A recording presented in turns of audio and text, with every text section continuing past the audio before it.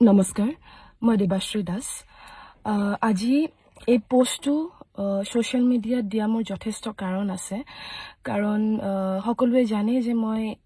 বৃন্দাবন থিয়েটাৰৰ লগত জড়িত হৈ আছিলো মই নাটক কৰিও গৈ আছিলো কথাটো এনেকুৱা যে আজি পৰা যেতিয়া এগ্ৰিমেন্ট তেওঁলোকে কৰিব গৈছিলে তেতিয়া তেওঁলোকে মাত্ৰ দুখন কাগজ মোৰ ওচৰলৈ লৈ গৈছিলে যে এইখন এগ্ৰিমেন্ট পেপাৰ তোমালোকে সহি কৰা তুমি সহি কৰা তো মই সহিও কৰিলো সব ঠিকে চলি আছিলে তেওঁলোকে মানে যেতিয়া ৰিহাৰ্সেল চলি আছে তেওঁলোকে ধুনীয়াকে পইচা আমাক দি আছিলে গতিকে তেতিয়ালৈকে ঠিক আছে যেতিয়া আমি থিয়েটাৰৰ পৰা ওলাই আহিলো তাৰ পিছৰ পৰা তেওঁলোকৰ আৰম্ভ হৈ গ'ল যে আজি পইচা দিব নোৱাৰো কালি দিম কেতিয়াবা 10000 দিয়ে কেতিয়াবা 5000 দিয়ে কেতিয়াবা 20000 টকা দিয়ে হেনেকে মানে তেওঁলোকে চলাই আহিছিলে তাৰ পিছত কেতিয়াবা 50 দিয়ে তেনেকে চলি আহিছিলে তাৰ পিছত যেতিয়া দুৰ্গা পূজা পেন্ডেলত আমাক হিসাবখন পঠিয়াই যে তোমালোকৰ ইমানখিনি হিসাব হৈছে আমি তেতিয়া হিসাবখন চাই পেলাই কৈছো যে এইখন মোৰ হিসাব নহয় মোৰ হিসাবৰ লগত একেবাৰে নিমিলে তাৰ পিছত কত পইচা কাটিছে কি পইচা কাটিছে গোটেইখিনি যেতিয়া চালো তেতিয়া তেওঁলোকে ৰিটেনশন বুলি কিবা এটা কাটি থৈ দিছে সেই ৰিটেনশনটো মই সুধিলো সবকে সুধিলো যে ৰিটেনশনটো আসলতে কি হয় কাৰণ থিয়েটাৰত ইমান দিন থাকিলো জানো যে টিডিএছ আৰু নোশো নমানি থিয়েটাৰত থাকে হেতু পৰম্পৰা কিন্তু ৰিটেনশন বোলা বস্তুটো এখন থিয়েটাৰত মই প্ৰথম পাইছো তাৰছত মই সবকে সুধিলো যে ৰিটেনশনটো আসলতে কি বস্তু তেওঁলোকে তাৰছত খবৰ পাইছো যে ৰিটেনশনটো আসলতে সেটিংছ আৰু লাইটৰ লৰা ৰাখি থোৱা হয় হেতু শেষত পেন্ডেলৰ শেষত দিয়া হয় হেতু আসলতে তেওঁলোকে যাতে কোনো ধৰণৰ তেনেকুৱা স্টেপস মানে পলাই যোৱা ধৰণৰ তেনেকুৱা কাম কৰিব নোৱাৰে সেই কাৰণে মানে ৰিটেনশনটো ৰাখি থোৱা হয় এতিয়া মোৰ প্ৰশ্ন হৈছে যে ৰিটেনশনটো আমাৰ শিল্পী বিলাকৰ কিয় ৰাখে যিসকল আৰ্টিষ্ট বেনাৰত কাম কৰি আছে সেই সকল আৰ্টিষ্ট জানো পলাই যাব মোৰ প্ৰশ্নটো হ'ল এইটো আসলতে এটা গাত লাগা কথা যে যিসকল আৰ্টিষ্টে আমাক মানুহে চিনি পায় আমাক মানুহে চায় গতিকে আমি কিবা ধৰণৰ আমি যদি প্ৰবলেম পাও যে আজি ইয়াত থাকিবলৈ মন যোৱা নাই বহুত মানসিকভাৱে মই যথেষ্ট মই ইয়াত থাকিব পৰা নাই আমি ডেফিনেটলি মালিকক কৈ যাম থিয়েটাৰৰ গোটে মানুহখিনি কৈ যাম যেনেকে মই আজি কৈ আছো গতিকে আমি তেনেকে কৈ যাম কোনো ধৰণৰ পলুৱা ষ্টেপছ আমি নলওঁ গতিকে সেই ৰিটেনশনটো ৰাখি থোৱাটো আসলতে গাত লগা কথা হৈছে তাৰ পাছত দুৰ্গা পূজা পেন্ডেলতে তাৰপিছত কলো তেওঁলোকক গৈ পিনি যে আপোনালোকে প্লিজ কাইন্ডলি মোৰ এগ্ৰিমেন্টখন দেখুৱাওক তেওঁলোকে এগ্ৰিমেন্টখন সেই দুখন পাত যে মই সাইন কৰি থৈছিলো তাৰ মাজত তেওঁলোকে এক্সট্ৰাকে দুখন পেপাৰ টাৰ্মছ এণ্ড কণ্ডিশনৰ খুমাই ষ্টেপল কৰি দিছে তাৰপিছত যেতিয়া সুধিছো এই দুখন কাগজ কেতিয়া হুমুৱালে কাৰণ এই দুখন কাগজ আজি যদি টাৰ্মছ এণ্ড কণ্ডিশনত এইবোৰ বস্তু লিখা থাকিলে হেতেন মই কোনো কাৰণত থিয়েটাৰত নাহিলো হেতেন মই বৃন্দাবন থিয়েটাৰত নাহিলো হেতেন তেওঁলোকে কৈছে তোমালোকে পঢ়িছিলা তুমি পঢ়ি পেলাই তো তোমালোকে সাইন কৰিছা তেতিয়া মই কৈছো সেক্ৰেটাৰীক যে আপুনি বেলেগৰ মানে ৰাতুল দাহতৰ বা জীবন দাহতৰ নিৰ্মল দাহতৰ আমাক এগ্ৰিমেন্টখন দেখাওক তেতিয়া বাও আছিলে বাৰ তাতো মানে বাকো এগ্ৰিমেন্টখন দেখুৱা হৈছিল তেতিয়া কৈছিলো যে এগ্ৰিমেন্টখন দেখুৱাওক এগ্ৰিমেন্টখন তেওঁলোকে যেতিয়া দেখুৱালে মানে আমাৰ সেক্ৰেটাৰীয়ে মহন্ত দাই জিতেন মহন্তই যেতিয়া আমাক দেখুৱালে তেতিয়া আমি দেখিবলৈ পাইছো যে ৰাতুল দা জীবন দা নিৰ্মল দা সবৰে এই টাৰ্মছ এণ্ড কণ্ডিশনৰ পথলৈকে তেওঁলোকে সহি কৰি থৈ দিছে যত নেকি মোৰ আৰু বাৰ এগ্ৰিমেন্টখনত পথলৈকে আমাৰ সহি নাই ইট মিন্স আমি সেই দুখন টাৰ্মছ এণ্ড কণ্ডিশনৰ কাগজ আমি পোৱাই নাই হেতু হল তাৰ পিছত যেহেতু হেতু জনাৰ পিছত যে তেওঁলোকে ফ্ৰড কৰি পেলাই মাজত দুখন কাগজ ভৰাই দিছে তেতিয়া মালিকক আমি কলো যে দাদা আমি আৰু পেন্ডেল কৰিবলৈ নাযাওঁ যেহেতু আমাৰ লগত ফ্ৰড হৈছে আমি নাযাওঁ আৰু পেন্ডেল কৰিবলৈ এটোই আমাৰ শেষ পেন্ডেল তেওঁ তেতিয়া গোটেইখিনি কথা মানি লৈছিলে যে যেহেতু আমি পেন্ডেল কৰিব যাব লাগিব গতিকে তেওঁ মানি লৈছিলে গোটেইখিনি শৰ্ত আমাৰ মানি লৈছিলে তেতিয়া মই এটা শৰ্ত দিছিলো যে মোৰ লগত আইনী পদ্ধতি যেহেতু এখন এগ্ৰিমেন্ট মই নামানো এখন এগ্ৰিমেন্ট আপোনালোকৰ ভুৱা মই এখন এগ্ৰিমেন্ট নামানো গতিকে আপোনালোকে মোৰ লগত নতুনকে আইনী পদ্ধতিত এগ্ৰিমেন্ট কৰিব লাগিব হেদিনাখন তেওঁ মানিলে আইনী পদ্ধতিত এগ্ৰিমেন্ট কৰিম বুলি কৈছো তেওঁ মানিলে তেওঁ ৰিটেনশনৰ পইচা আমাৰ নাৰাখো বুলি তেওঁ মানিলে তেওঁ আমাক পইচা দিম বুলি তেওঁ মানিলে গোটেইখিনি পইচা তেওঁ মানে যিটো পইচা বিচাৰিছিল তেখেতে কৈছে যে এইটো দিব নোৱাৰো এতিয়া তেওঁ তোমাক মই 50000 টকা এটা দিলো তুমি লোৱা তাৰপিছত তুমি পেন্ডেললৈ যোৱা গলো তেওঁলোকে যেহেতু গোটেইখিনি কথা মানি ললে গতিকে গলো আজি গল তাৰপিছত মানে তেওঁ কোনো ধৰণৰ তেনেকুৱা ৰেছপন্স নিদিয়া হ'ল আমাক আমি ফোন কৰিলে তেওঁ ফোন ৰিচিভ নকৰে তেওঁক মেছেজ কৰিলে তেওঁ ৰিপ্লাই নকৰে আনকি যিসকল আৰ্টিষ্টক তেওঁ আহি পেলাই দৰমহা দিয়ে দৰমহা চিষ্টেমটো তেওঁ আহি পেলাই তেওঁলোকক কমপ্লিট কৰি কৰি গৈ থাকে যিয়ে আমি নাটক কৰি নামি আহিম তেওঁ তাৰ পৰা তেওঁ অফিচৰ পৰা নাইকিয়া হৈ যায় জানো ক'ত যায় তেতিয়া সুধো যেতিয়া সেক্ৰেটাৰীক যে দাদা আহিছিল তো দাদা কিনি গ'ল দাদা মানে ক'ত গ'ল তেওঁ কয় যে তেতিয়া ওলাই গৈছে তেতিয়া কওঁ যে আপুনি দাদালে ফোন কৰক আমি আহিছো আমি বহিম তেওঁ ফোনটো ৰিচিভ নকৰে তাৰ পিছত আমি 1 ঘণ্টা 1.5 ঘণ্টা 2 ঘণ্টালে তাত বহো দাদাই তেতিয়ালৈকে নাহে যিয়ে আমি ওলাই গুচি যাওঁ যে দাদা নাই চাগে আকৌ নাহে তেতিয়া তেওঁ আকৌ ঘূৰি আহে চাগে সেইটো কথা আমি নাজানো তাৰ পিছত তেওঁ আমাৰ লগত নবহে মানে আমাৰ তিনিজনীৰ লগত মোৰ প্ৰাঞ্জনা বা আৰু অনামিকাৰ লগত তেওঁ নবহে তেওঁৰ কিবা এটা প্ৰবলেম আছে তেওঁ আমাৰ লগত নবহে তাৰ পিছত তালগুৰি পেণ্ডেলত ৰুম মেনেজমেন্টে মোৰ লগত যথেষ্ট বেয়া ব্যৱহাৰ কৰে ৰুম মোৰ কাৰণে যেটো কমিটিয়ে ৰুম সাইট হৈছিলে সেই ৰুমটো তেওঁ বেলেগক দি দিয়ে মানে তেওঁ যেটো ৰুম মানে কমিটি মোৰ কাৰণে সোৱা ৰুমটো তেখেতে মানে বেলেগক দি দিয়ে বেলেগক দিয়াৰ পিছত সেই কমিটিখনে মোক যেতিয়া কয় যে আপোনাক কাৰণে এইটো ৰুম আসলতে সোৱা নাছিলো তাৰ পিছত মই যেতিয়া গলো মই হেদিনাখন 2টামান বাজিলে গৈ পাওঁতে তেওঁ কৈছে যে তেওঁ মানে কেতিয়াও আমাৰ লগত ৰুম চাবলৈ নাযায় কমিটি মানুহ পঠিয়াই দিয়ে তাৰ পিছত তেতিয়ালৈকে বহুত সহ্যই কৰি আছিলো ৰুম ভাল নিদিয়ে কেতিয়াও ভাল ৰুম নাপাও মইতো মোৰ ক্ষেত্ৰত কেতিয়াও ভাল ৰুম নাপাও তথাপিও মানে থিয়েটাৰখনৰ স্বাৰ্থত মই একো ধৰণৰ ষ্টেপছ নলয় মই যেনেকে দিয়ে মই তেনেকে থাকিবলৈ চেষ্টা কৰো তাৰ পিছত তেওঁলোকে মোক মানে যেতিয়া এটা ৰুম দেখুৱাবলৈ নিছে সেই ঘৰৰ মানুহে মানে ৰুমটো কেনসেল কৰি দিলে মই যাওঁতে মই গৈছোৱে তাতে তেওঁলোকে ক'লে যে আমি আৰ্টিষ্ট নাৰাখো যত নেকি আগলৈকে তেওঁলোকে ৰাখিম বুলিয়ে কৈছিলে হেতু বাৰু কমিটিৰ কোনো গাত ভুল নহয় হেতু তাৰ পিছত মই কমিটিৰ লগত যেটো হেতু মোৰ কাম নহয় মোৰ হেতু কামে নহয় হেতু ৰুম মেনেজমেন্টৰ কাম মই কমিটিৰ মানুহৰ লগত গৈ 4টামান ঘৰ চালো আবেলি সাগে সন্ধিয়া 5:30 6টামান বাজিছে মই ভাত নোখোৱাকে মই ভাত খোৱা নাই তেতিয়ালৈকে কাৰণ যেহেতু ৰুম মেনেজমেন্টে ৰুম ঠিক কৰিয়ে থৈ দিয়ে আমি গৈ পিনি ভাত বনাই খাও গটিকে 5:30 6টা বজালৈকে মই ভাত নোখোৱাকে ৰেষ্ট নুলুৱাকে 7টা 8টাৰ পৰা আমাৰ নাটক আৰম্ভ হয় মই ৰেষ্ট নুলুৱাকে মই কমিটিৰ লগত ৰুম বিচাৰি ফুৰিছো তাৰ পিছত যেতিয়া মই ৰুম থাকিব নোৱাৰিলো মই কেনসেল কৰিলো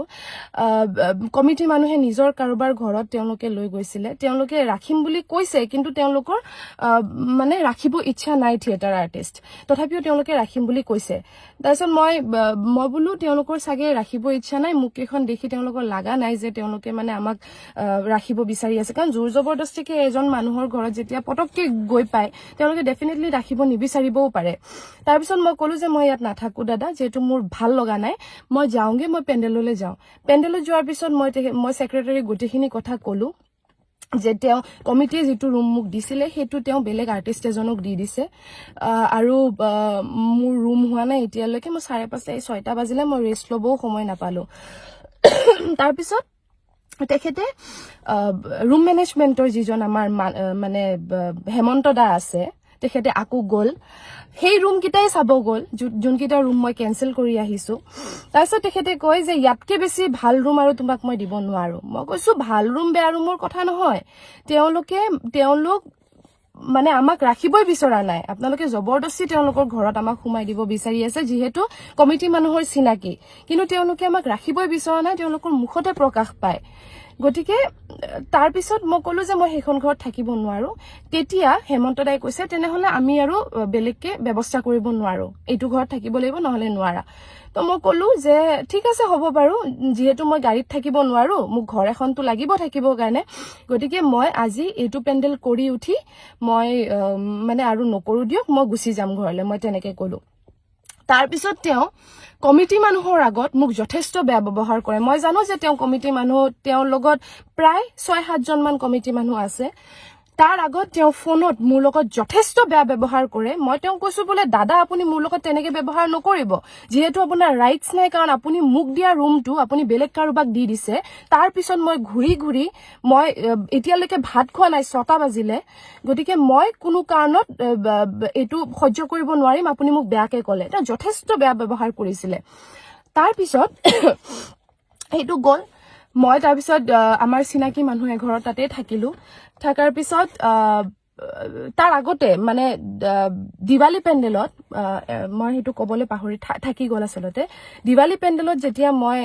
তেওঁলোকক কলো যে মই আৰু নাথাকো মোক পইচা দিয়া নাছিলে মই আৰু নাথাকো তাৰ পিছত তেওঁলোকে অনুপ ডেকাই মোক কৈছে যে দেবাশ্ৰী তুমি কাইন্ডলি গুচি আহা মই তোমাক জেনেকে নহক তোমাক পইচা দিম মই যিখিনি প্ৰাপ্য বিচাৰিছিলো তেওঁলোকে হেখিনিটো দিয়া নাই কিন্তু কিবা এটা পেমেন্ট তেওঁলোকে মোক দিব বুলি কোৱা কাৰণে মই পেণ্ডেললৈ গলো তথাপিও মই গাড়ীৰ পৰা নামি অহা নাছিলো কমিটিৰ মানুহে মোক কলে যে তোমাৰ বেলেগ কি হেৰি আছে নাজানো তুমি প্লিজ আহি পেলাই নাটকখন কৰি দিয়া মই তেতিয়া গলো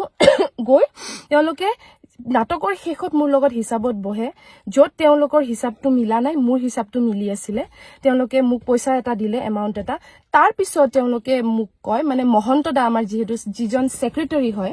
তেখেতে কৈছে যে এনেকুৱা যদি তুমি কৰি থাকা তোমাৰ যদি এনেকে যদি থাকিব ইচ্ছা নাযায় তোমাৰ যদি থাকিব প্ৰবলেম হৈছে তেনেহলে তুমি আগতীয়াকে কৈ দিবা এমাহ আগতে কলেও হ'ব তেতিয়া অনুপ ডেকাই তেতিয়া মাত দিয়ে যে এমাহ নহয় 10 দিন দিলেও হ'ব তেনেকুৱা ধৰণৰ তেওঁ কথা কয় যেতিয়াও মই মাত দিয়া নাই যেহেতু মোক পইচা দিছে অকনমান থিয়েটাৰখনৰ স্বাৰ্থত মই থাকি দিলো তাৰ পিছত তালগুৰি পেণ্ডেলৰ এইটো কেছটো হ'ল তাৰ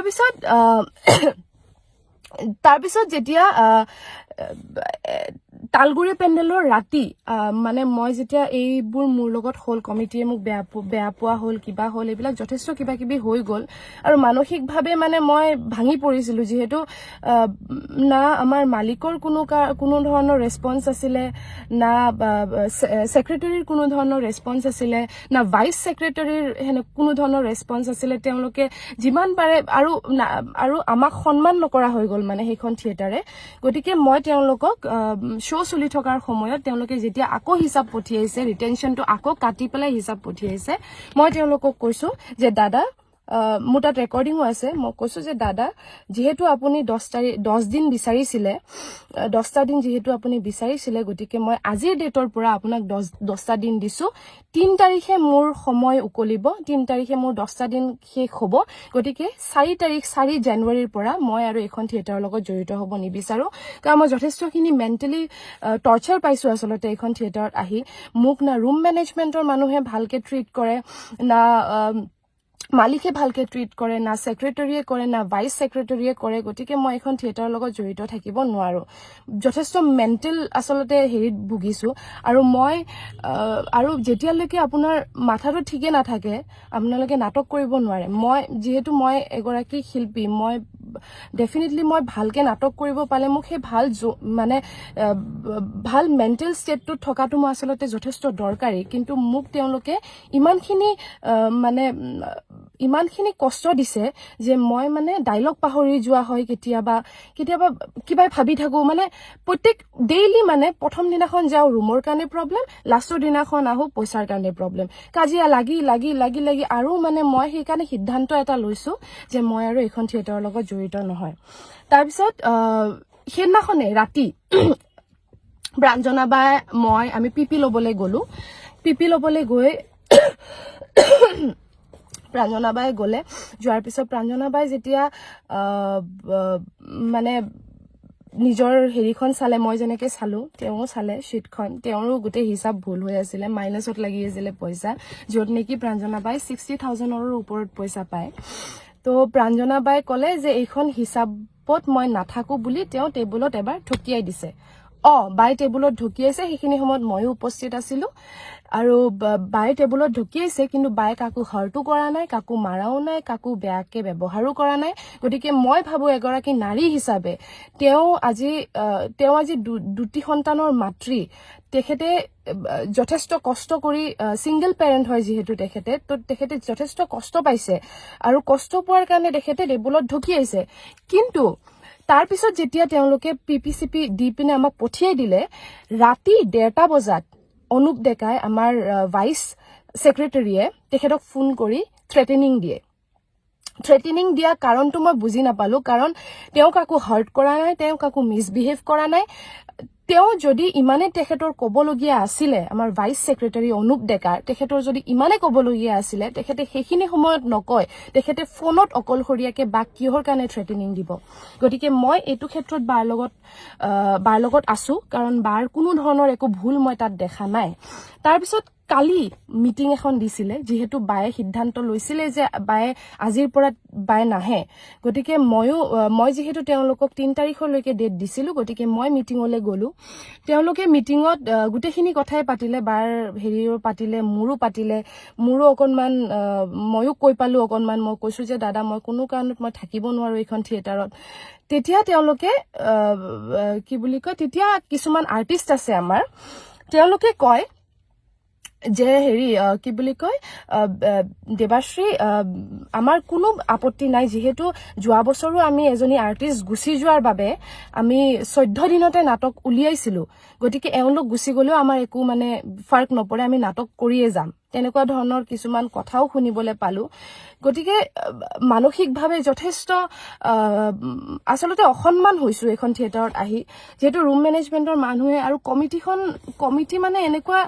কমিটিৰ লগত মানে ইমান ধুনীয়াকে আমাৰ এটা বন্ডিং বহে সদায় যেতিয়া আমি যাওঁ তেওঁলোকে আমাক কেতিয়াবা খানা খাবলৈ মাতে তেওঁলোকে আমাক যথেষ্ট ৰেসপেক্ট কৰে সেই কমিটিখনৰ আগত যেতিয়া ৰুম মেনেজমেন্টৰ মানুহ এটাই ইমান বেয়াকে ব্যৱহাৰ কৰিব এজনী আৰ্টিষ্টক যত নেকি মোৰ তাত কোনো ধৰণৰ ভুল নাই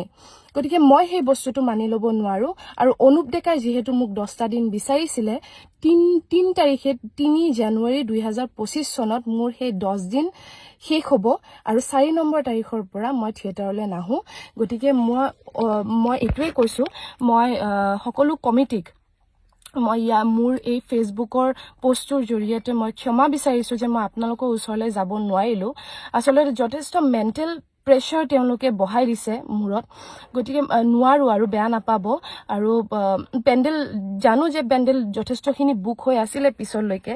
কিন্তু মানে আমি মোৰ ওচৰত ভাষা নাই যে মই কেনেকে আৰু সেই মানুহখিনিক ফেস কৰো কেনেকে সেই মানুহখিনিৰ লগত গৈ নাটক কৰো কাৰণ যেহেতু আমাৰ কোনো ধৰণৰ তেওঁলোকে একো বুলিয়ে নাভাবে থিয়েটাৰখনত গতিকে মই আৰু এইখন থিয়েটাৰত মানে জড়িত হৈ থাকিব নোৱাৰিম মোক একদম বেয়া নাপাব মোক ক্ষমা কৰি দিব মোৰ সাকে প্ৰথম বছৰ মই আজি 4টা বছৰ মই থিয়েটাৰৰ লগত জড়িত হৈ আছিলো কিন্তু এইটো মোৰ 5 নম্বৰ বছৰ এই বছৰতহে মই প্ৰথমবাৰ এনেকে পোষ্ট দিবলৈ বাধ্য হৈছো গতিকে মোক প্লিজ মোক মানে ক্ষমা কৰি দিব মই যথেষ্টখিনি কষ্ট পাইছো মেন্টেলি যথেষ্টখিনি টৰ্চাৰ পাইছো সেই কাৰণে মই সিদ্ধান্ত লবলৈ বাধ্য হৈছো আসলতে মই এইখিনি কৈয়ে মোৰ এই মানে পোষ্টটো মই সামৰণি মাৰিম ঠিক আছে ধন্যবাদ